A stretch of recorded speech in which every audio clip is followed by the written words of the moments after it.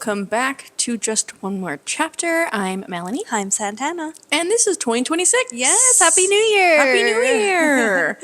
Everyone's hungover. Are you hungover listening to this right now? Be honest.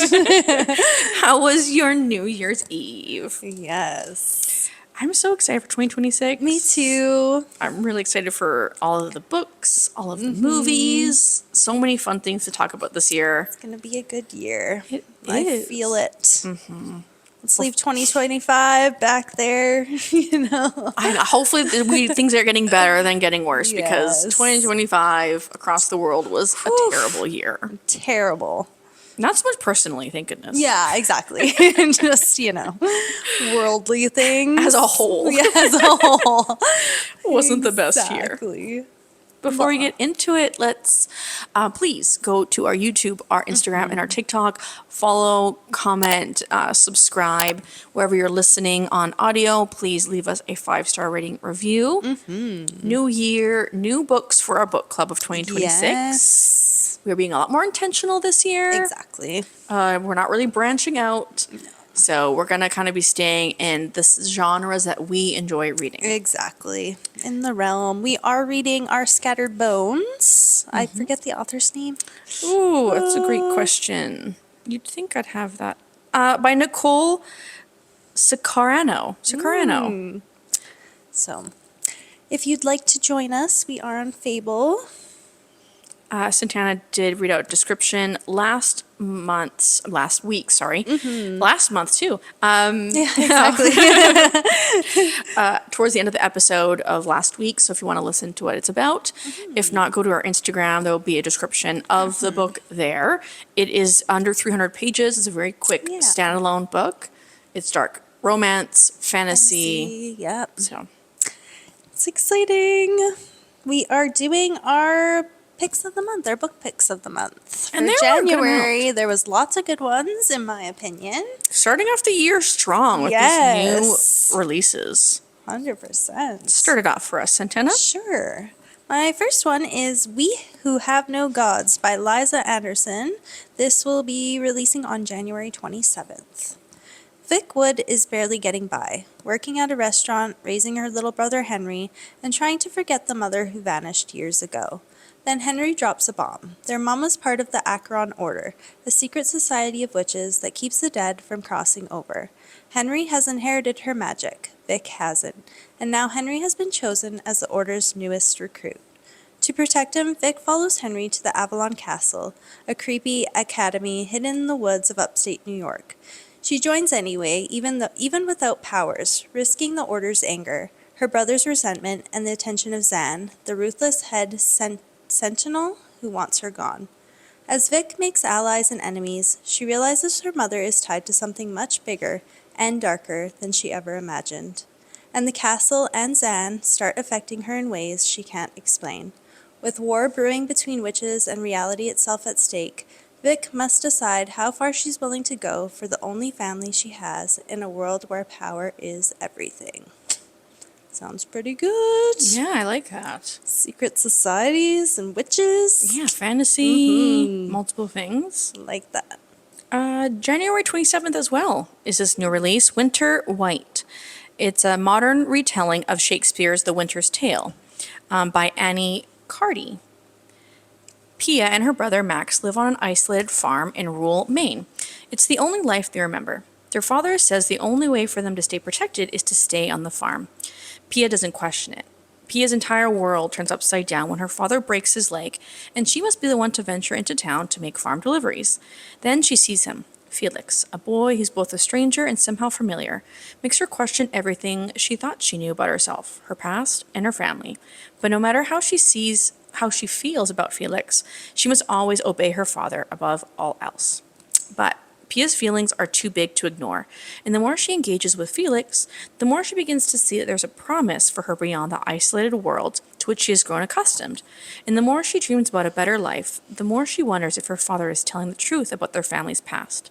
Pia knows her father and his friend Anthony are hiding something, and soon Pia must reckon with the damage her father is doing to their community and the damage he has done to their own lives. Ooh, that sounds good. Any like retelling of like a Shakespeare thing is always gonna be Yeah, I good. love that. On January 13th, we have A Killer Kind of Romance by Letizia Larini. Scarlett Moore doesn't do romance. She's made a name for herself narrating gritty crime fiction on a local podcast. But when her boss hands her the reins to the network's romance show, Scarlett finds herself neck deep in swoony love stories on top of her usual murder plots. Then someone begins reenacting the chilling crimes she's discussing on air, down to the last twisted detail. Determined to protect her small town, Scarlett launches her own investigation. But the line between reality and fiction blurs even more when Raphael Gray, the brooding bad boy who disappeared 5 years ago, unexpectedly returns. Suddenly, her life reads like a romance novel filled with every trope she used to mock, with Raphael playing the dangerously irresistible lead. He's perfect in every way, except last time he broke her heart, and now he's the prime suspect in the string of brutal murders. Will this be the love story she never saw coming, or is it a killer kind of romance? I like this one. I like this The one. cover was really cute too. I like that. No, this one sounds really good. Yeah. Really good. I have a book called The Night Terror, a Bleak Haven novel by Vincent Ralph. Comes out January the 20th. I like the cover of this book too. Bleak Haven's high senior class of 1987 have already survived the town's most horrifying tragedy to date. And as a result, 17-year-old Noah understands everything is to know about monsters. When the bookstore that Noah works in is held up by masked attackers, he assumes they want cash. But the assailants aren't demanding a ransom. They are searching for Bleak Haven's very own urban legend, the Burning Book.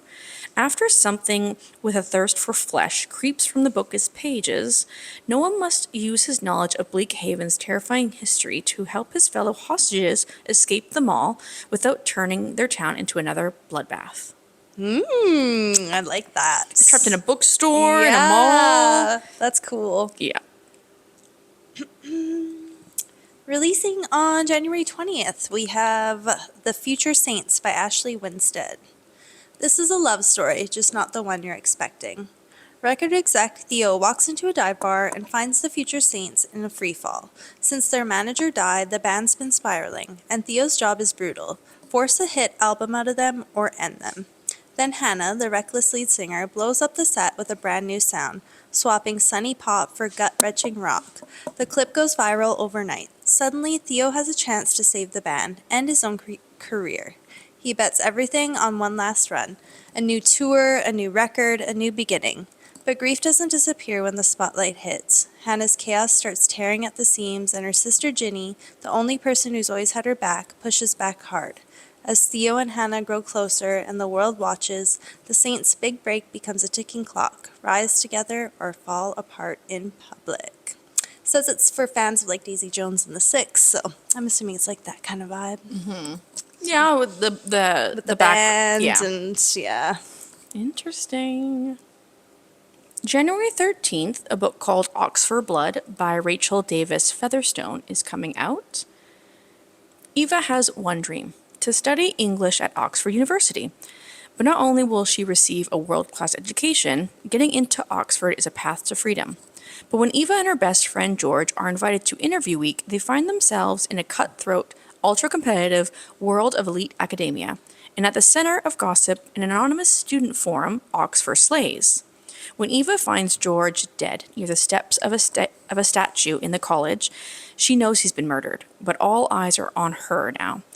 Can she clear her name, catch the true killer, and win her place in Beacom College? Eva has 1 week to prove her innocent, and Oxford slays will be watching. Ooh, I like that. Murder mystery. Set at Oxford. Hollow by Selena Myers. This is coming out on January 13th. Mia Adair isn't even 25 yet, but she's starting to wonder if her peak has already passed. She spent years working at her local bookstore, a job that was supposed to be temporary. As a kid, she experienced a strange sort of fame within the paranormal community, thanks to Mia's ability to talk with the dead. But that was then, and Mia's gift dried up once adolescence set in. These days, she feels like she's nobody special, until she dies in a tragic car crash and reawakens as a vampire. Forced to leave everything behind Mia must choose to live with one of two rival vampire families.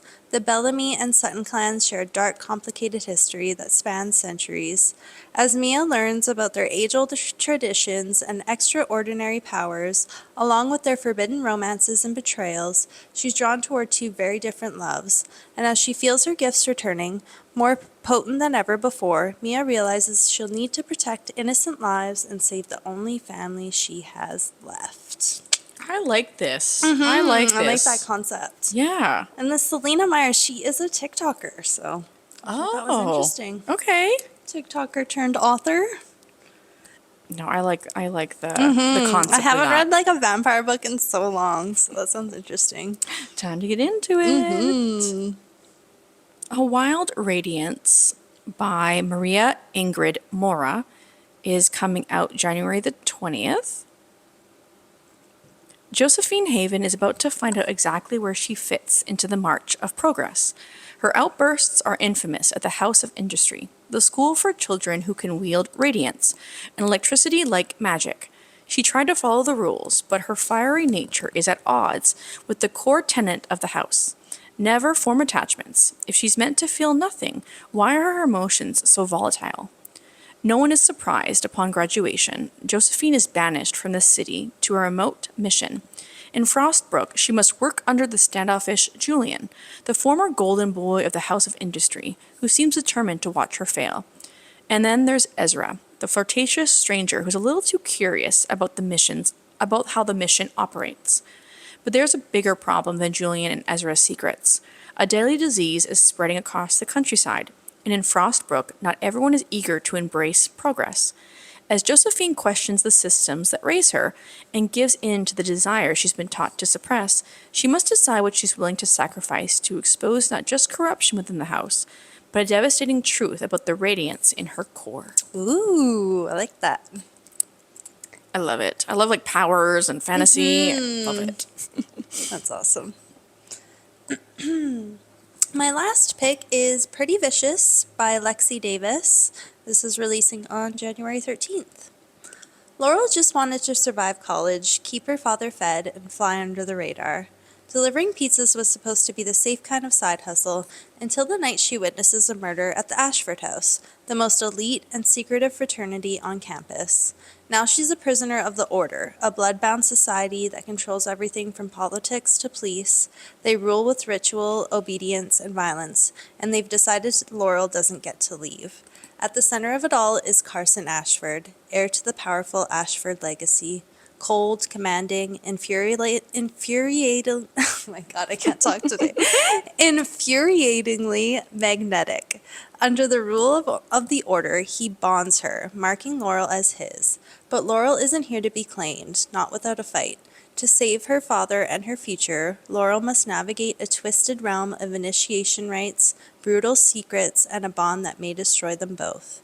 In this world, there's one rule: obey or die. But love doesn't follow rules, and neither does Laurel. I like this one too. Yes, good, right? Really good. Oh, so many good January books. What the heck? I'm loving it. My month's going to be packed. My last book is coming out January the 13th, A Vow and Vengeance by Jacqueline Rodriguez.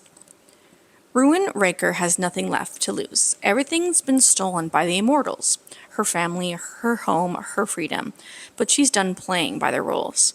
Each year, humans are forced to journey into the immortal realms.